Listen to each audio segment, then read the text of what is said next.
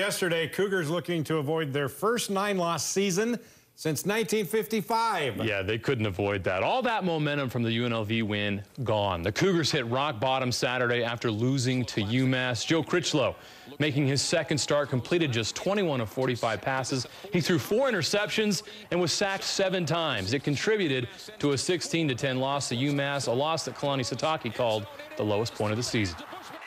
Probably threw the ball too much, you know. I'm actually not entirely sure on why we ran the ball less this game. We coming off a good week of running the ball and got a little behind, and because we were behind, probably had to play a little catch up and go 2-minute offense and throw the ball a little bit more. And there were obviously a lot more throws this game than last, and I could have taken responsibility and made better reads, better throws, but I failed to do so. I mean, it's obvious.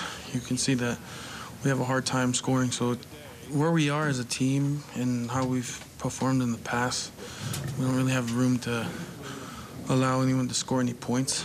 You know, the best way to win is to not let the other team score. Christian and David return with another painful breakdown. Yeah, same story again. We're at work. Just kind of like they're running in mud again and can't get anything going.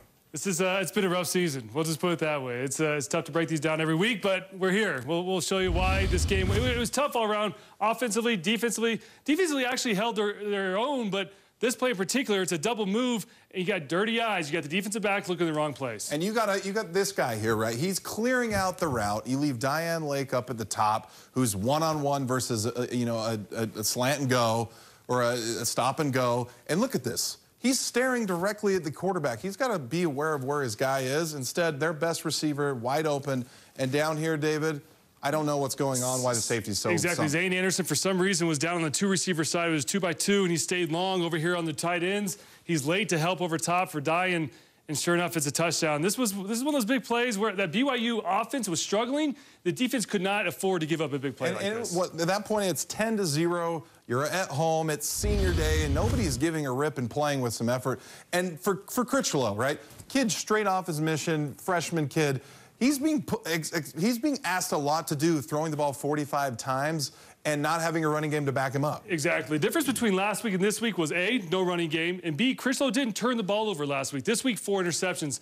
And this right here is cover 2. Cover 2 means the 2 corners are usually staying up close to the line of scrimmage in the flats. What happens here, UMass does a great job of disguising it. They drop back, and he throws an interception. Yeah, and this one, right, he's just throwing off his back foot. He's getting some pressure off of his back foot. He ends up throwing 4 interceptions. But this is the play. Yeah. If BYU wanted to win this game, this was the play that summed up their season. And this was at the beginning of the 4th quarter. This could have gave BYU a little bit of momentum. 4th and 20. Got him within 1 score touchdown. 4th and long, and sure enough, Bushman gets his hands on the ball. And this is what's tough. This was the kind of a summary of the game in the sense that nobody made a play. Nobody stepped up to the plate and made the play when they were called upon. Instead, right here, you have interception. And he's your best player, right? He's your best player on offense, in my opinion. And you got to come up with those plays and bail out your freshman quarterback. You make this play, it's 16-10, different complexion of the game, and you might have a chance. Exactly. So struggled offensively with interceptions, but then sacks. This is a freshman that's still getting some reps. When you do a naked boot, you have to realize I've only got 3-4 seconds because I've got undefended guys coming after me, right? What does he do? He holds on for too long. It's a sack. 7 sacks. So UMass came into the game only averaging 1.3 sacks per game, 112th in the country, and they have 7 against BYU. And this sack falls on him, but the majority of the other 6 that we looked at fall on the offensive line, just not blocking guys, right? You have a linebacker up in the lane. He's up in the lane, unblocked, and you know that was a synopsis of it tonight. And it was a tough night for BYU, tough day for BYU, not getting things done. Bad communication. Good news. Hey, you get to go to a bowl game in Hawaii. Only 1 game left. You get to go to Hawaii and enjoy your bowl game. Turkey bowl in Hawaii. How about that? Thanks, guys. Thanks, Rod.